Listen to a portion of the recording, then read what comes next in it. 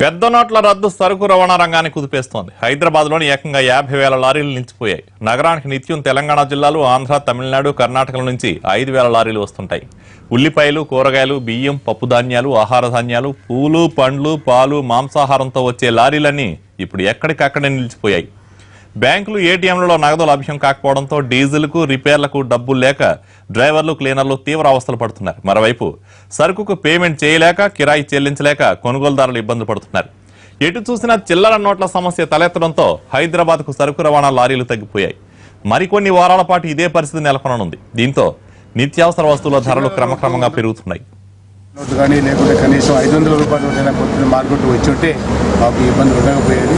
ఈనాడు రోజుకు ట్రాన్స్పోర్టేషన్ అనేది వెహికల్స్ ఆగిపోవటము, మార్కెట్లో ఎవరైనా సరుకులు తీసుకొస్తే కొనే ఆసామి కూడా ఎవరు కొనలేకపోతున్నారు, రైతు కూడా అమ్మలేకపోవడం వల్ల ట్రాన్స్పోర్టేషన్లో మాత్రం చాలా ఇబ్బందులు ఎదుర్కొంటున్నాం.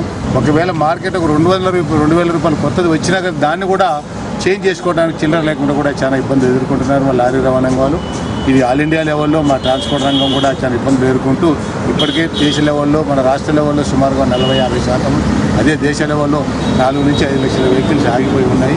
మనీ వాళ్ళతో కుమ్ముక్కయి సరైన మనకు డ్రా చేయడానికి వీలు కావట్లేదు. 20,000 వారానికి, ఒక రోజుకు 1,00,000 రూపాయలు అడ్వాన్సులు ఇచ్చేది, ఒక రోజుకు 20,000, వారానికి 20,000 అంటే మేము ఇవ్వలేకపోతున్నాము. దానివల్ల రవాణా రంగం స్తంభించిపోయింది. అన్ని వెహికల్స్ నిలబడిపోయినాయి. దానివల్ల మన ఒక వెహికల్ మీద జీవించే 20-25 కుటుంబాలకు ఎంతో ప్రాబ్లం జరుగుతుంది. దీనివల్ల తొందరగా చిన్న నోట్లు రావాలని చెప్పేసి మనకు అనుకూలంగా రావాలని